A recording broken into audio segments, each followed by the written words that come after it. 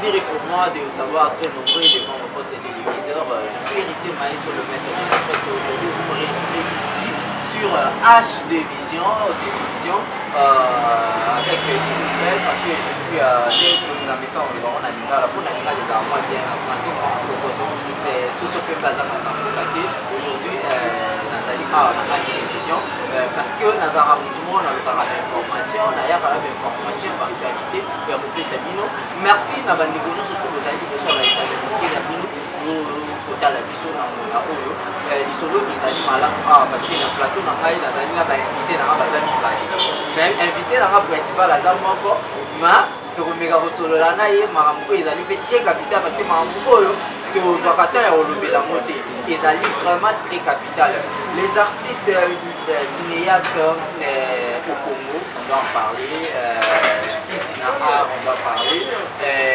tema mabe maladie na art bakokufa mobo ya basoni bakokufa mobo ya maladie babwakelani on doit en parler ici sur HD télévision aujourd'hui clin d'œil d'abord au boss Simon Loakou le boss de HD télévision merci boss na kati ya champion wana na bana tuna parler dans le bar champion na mona radio flash déjà merci sur mon plateau je suis avec le collègue journaliste de HD Vision Yazalaka Awa Second Kapanga Oyo Lelo Aza à l'honneur avec Simon avec Second Kapanga attaqué maître Florent Benam pour nous en aller à la plateau maître bien qu'il a bunga mon analyse pendant longtemps aujourd'hui na second to kangiye pour to betaye na bibotu bibotu ya micro talaka second Kapanga na héritier maïs aussi ba la maître Florent Benam grand maître donc il y a un grand maître pas mais grand maître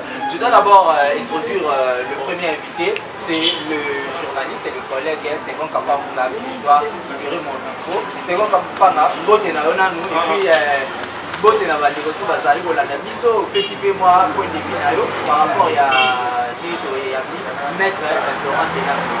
Merci beaucoup héritier maestro Mbote na abonné sur HD Vision télévision merci Mbote et pardon la patron de biso PDG Simon Loakou HD les réalisateurs patron et ainsi que maman Irène Bougema maman et Yabana Ebele maman la patronne et les lots vraiment de la mine sous maître Florent Benam et pour aller garder à moi mingi awa to parler na affaire Ebele concernant la maladie Ebele surtout dans le monde d'artistes. Donc, nous allons mettre des sagesses et le monde a hérité maestro vraiment et nous allons merci hérité maestro. Merci beaucoup Balamito, vous allez côté Abisso partout. C'est bon qu'après on a signalé le Bambo Tibélé, la PDG Simon Loakou, vous allez côté Abisso. Maître Florent Benam, la plateau Abisso. Maître, bonjour. Bonjour héritier, bonjour c'est bon Kapanga, on a plaisir de retrouver une sur la HD Vision. Et puis Mbotepe, on a eu Simon Loakou, ça fait longtemps, il y a Ebi, où est dans la vision. Mais de toute façon, il y a Mbeli Mbota, de toute façon, le Béli Omiri, mon monde, il y a Second Kapanga, il a hérité maestro, il continue déjà Mali Omiri, en Bessie Mali. Moi, présentation, on va tout basarer pour la vision partout dans le monde entier.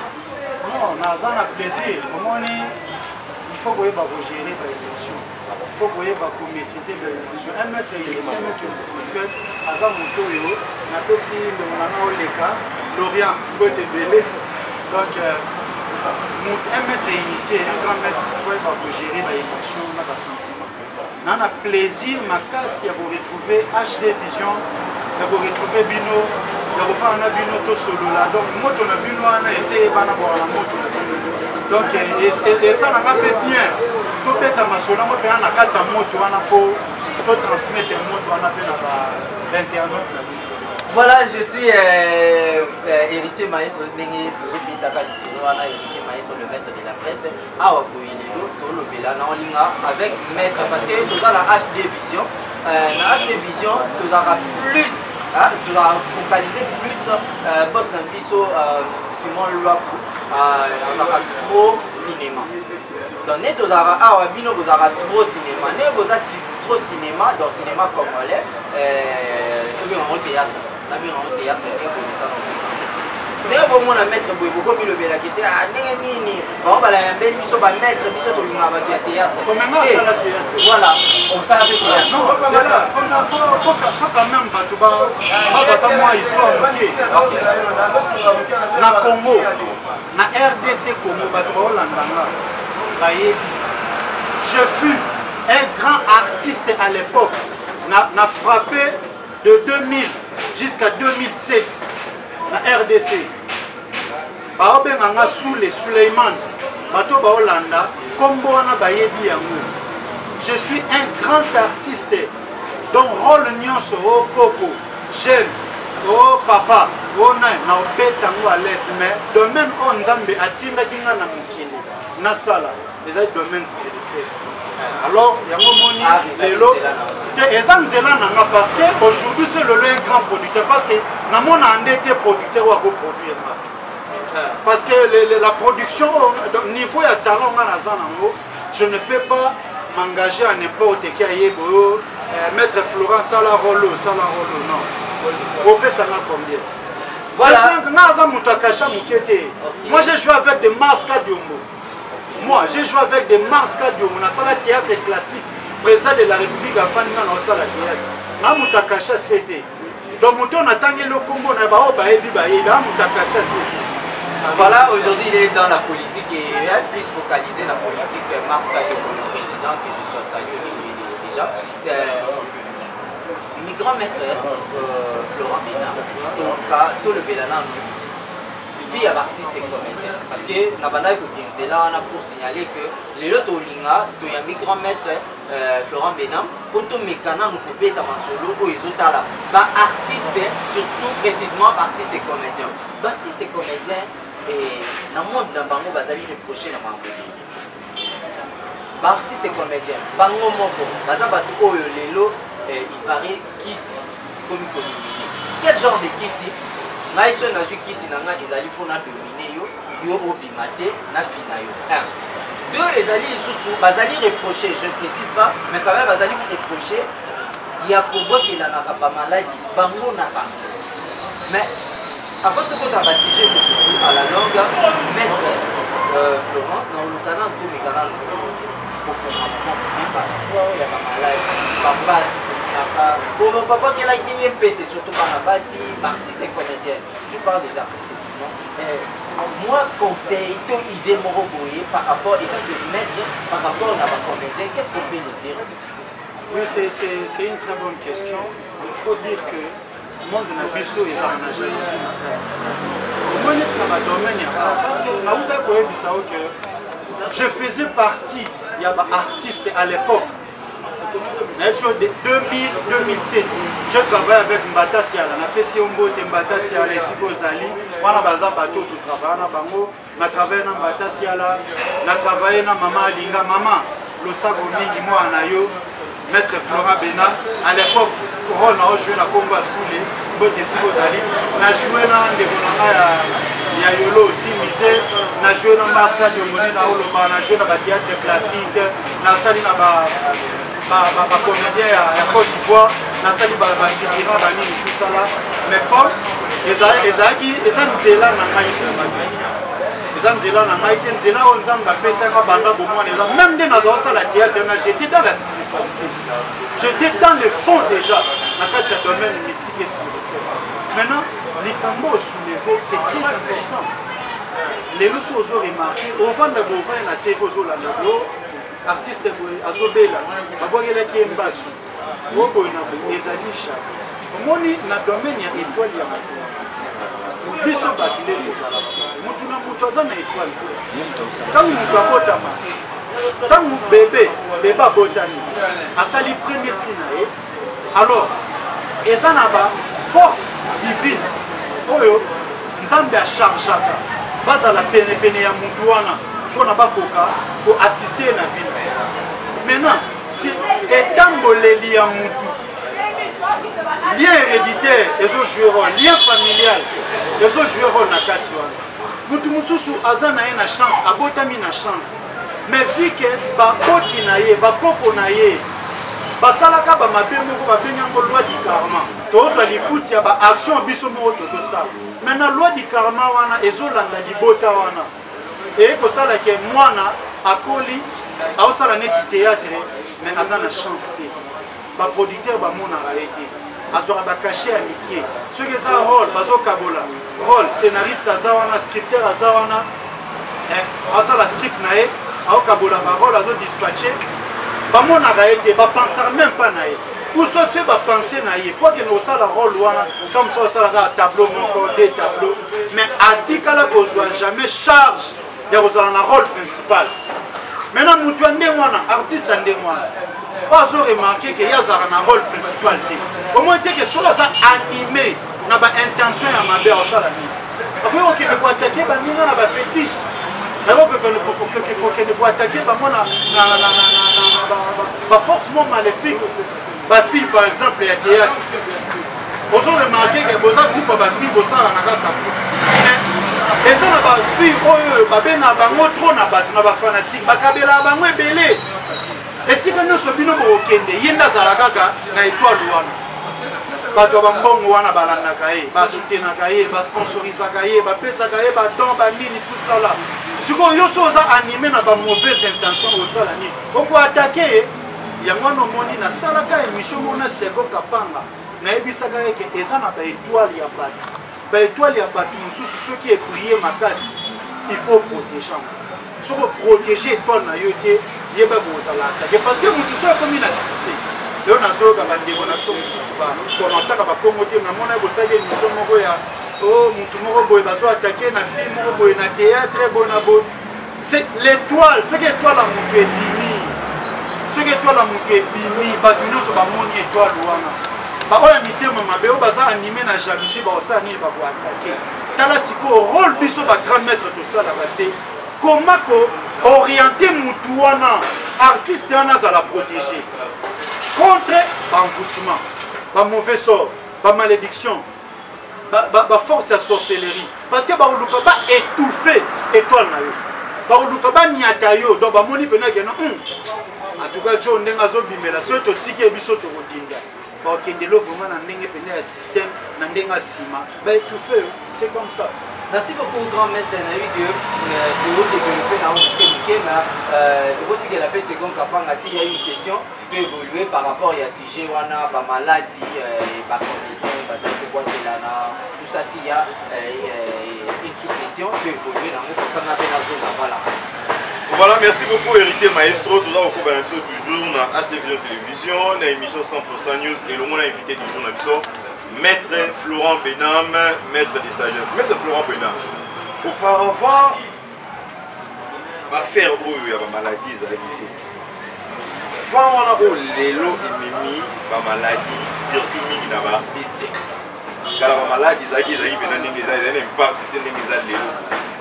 Quand on a l'élo, maladie est remarquable et comme un impact dans le milieu d'artistes, ils ont premièrement d'abord les hommes initiés na ba connaissance ésotérique baza mukie bato mingi oyo babimi lelo bato mingi oyo baosala makambo lelo bato oyo bake kotouche bafétiche la sorcellerie parce que na domaine ya fétiche je vais faire une grande différence aujourd'hui.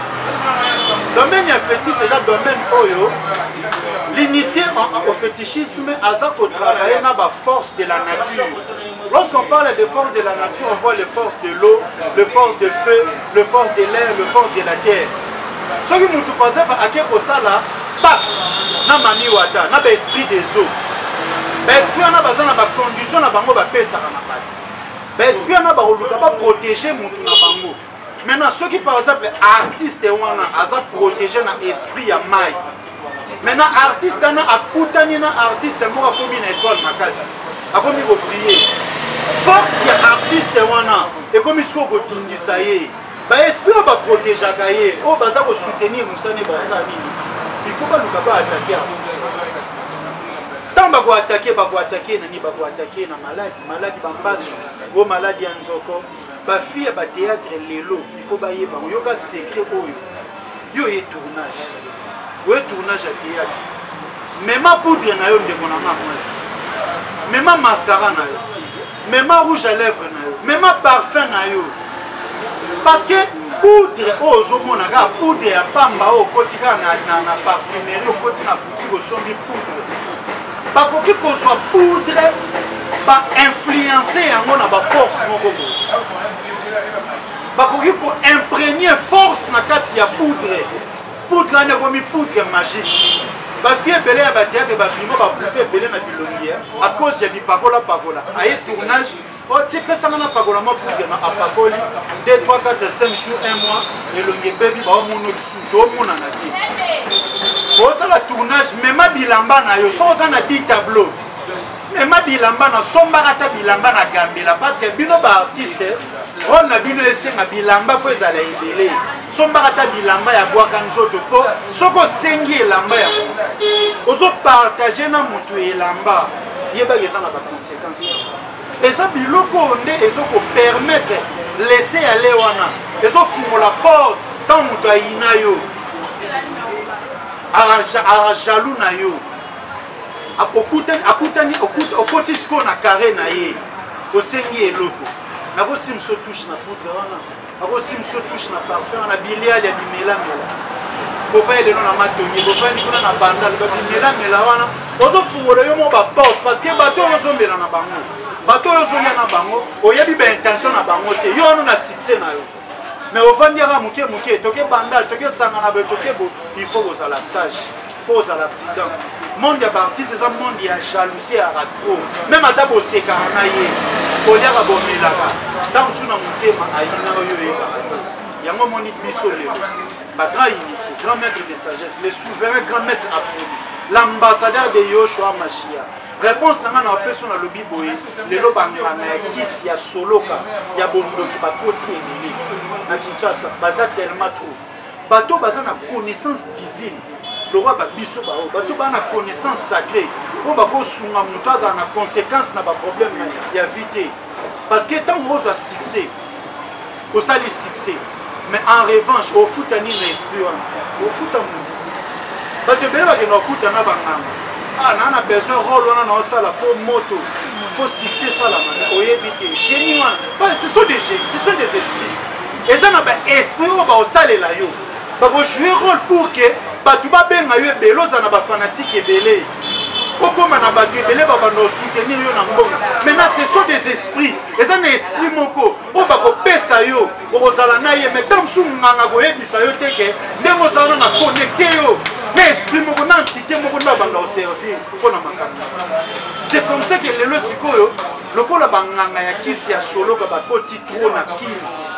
et puis bah comédien bah artiste en général bah comme intéressé plus na bonganga yango no moni qui nous tient ma bé et colipé et comme il peut que non vandi bonganga pas le big non quoi que yanga un tel malade si comme ngai de na vandi bo ce qu'on a sepela motoyer ah papa tane na zobela songi selanga malade esika muta quoi que la ngezoma na solution c'est comme ça. Maître Florent Benam, toujours continuer là-dessus. Est-ce que l'élo n'a pas idée à l'artiste ou beaucoup plus toujours que l'artiste en général, mais l'artiste est artiste.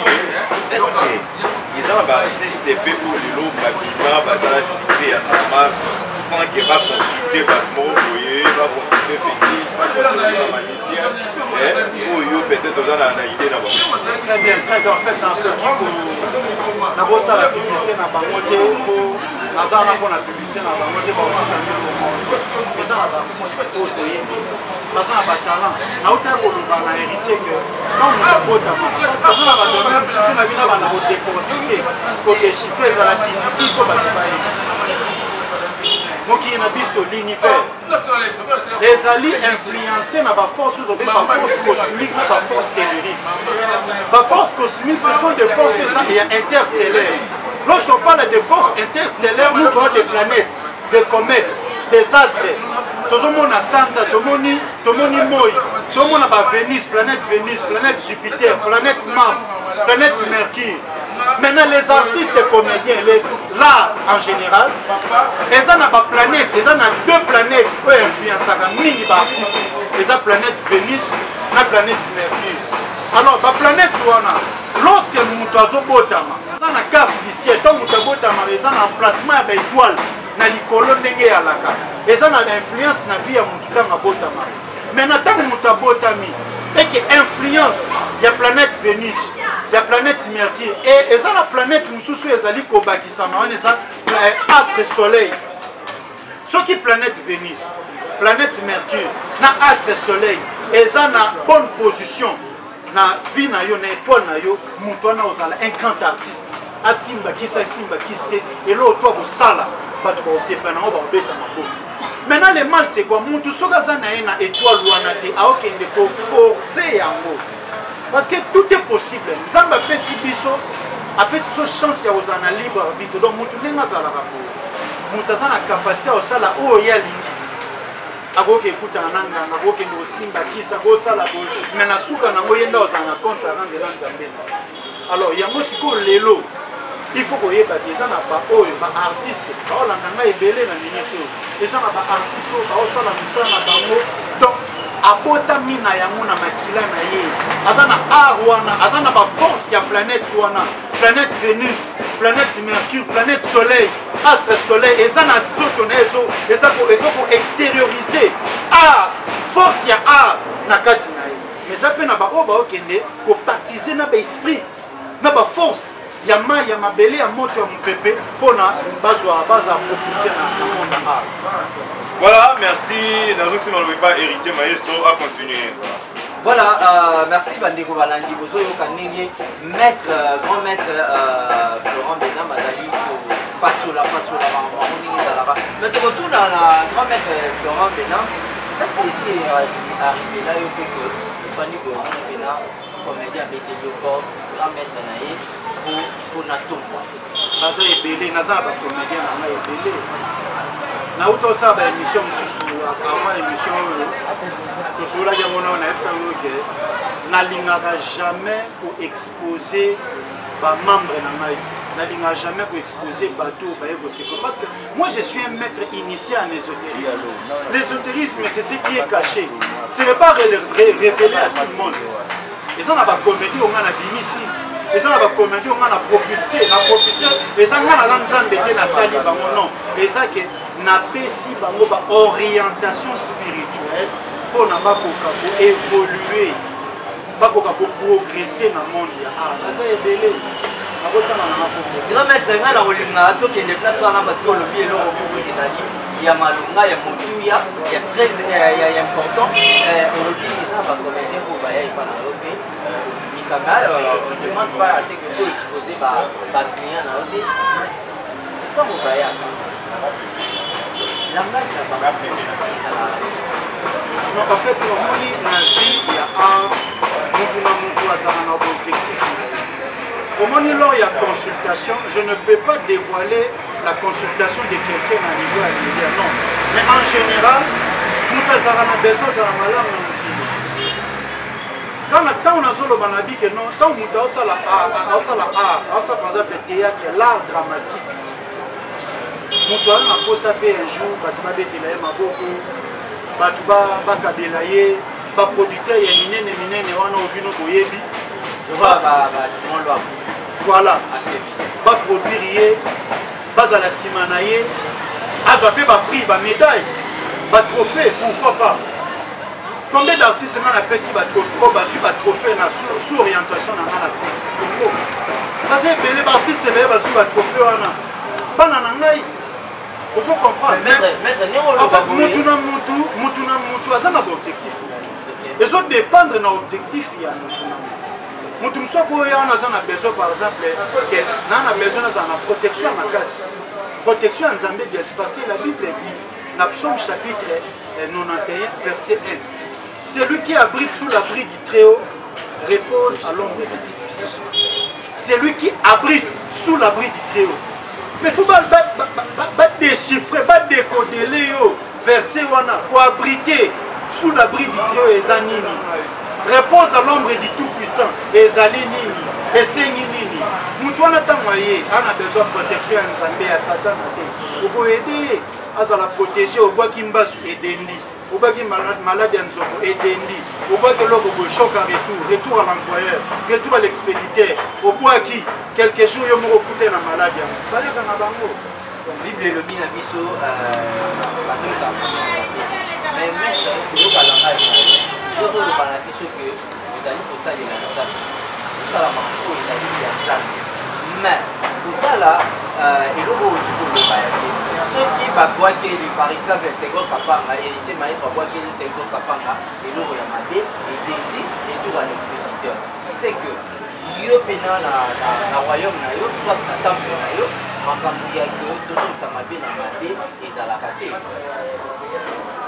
ngai nazali mosali ya nzambe me naza paster te naza paster te naza prophète te naza évangéliste te naza docteur ya parole de Dieu te nazali nani babelaki nani soki mbiku te naza maître initié en ésotérisme donc bato bafungola badictionnaire na balivre batanga badéfinition ntango koexplike makambo ebele eza te lorsque Moïse accueille epai ya Pharaon bato baza na babible na bango bafungola ngo Moïse accueille epai ya Pharaon abike non tika bana Israël babima na mboka oyo Égypte bakei na bango Pharaon asali nini aboyi a résister elo nini ayaki na nsima eyaki diple te le diple d'Égypte nana tindaki yango ezalaki Satan na be ezalaki nzambe c'était Dieu tout puissant c'est dans la Bible Pharaon a tête dit ti babomeli ye mwana na ye ya liboso parce que atiaki mutu makasi et puis quand le même Pharaon malgré mwana na ye ya liboso akufi alanda na basoda na ye na nini kolanda banani baisraélite na désert afa bakatisa mer rouge nzambe asala nini film esilela wana esila na katisa mer rouge te mais c'est ce Dieu là que moi j'invoque. J'invoque ce Dieu là, il n'a pas changé. La Bible dit que Dieu est le même aujourd'hui et éternellement. Hier, aujourd'hui et éternellement, il est le même. Il ne change pas. Mais c'est ce Dieu là que je crois. Mon maître divin, c'est Yoshua Mashiach. Yoshua Mashiach, Jésus-Christ, c'est quoi Kapanga, héritier. A tel émission na Kaïf. Baosambisa ye. Voyez parole à l'oba. Bafungola ba Bible bandeko baona na bafungola ye bata. Jésus lobi soki royaume na ngai ezalaki awa na se mais benga basani benga bapulela ngai parce que ngo expliquer mal donc maître Florent donc abwakeli ngai abwakeli mwana na ngai mbasu abwakeli mwana na ngai maladi ya nzoko na vai na bi nzambe limbisa na inzilimbisa ye donc eye na ngo ba ye na ona ka moi j'ai pris le Dieu de Moïse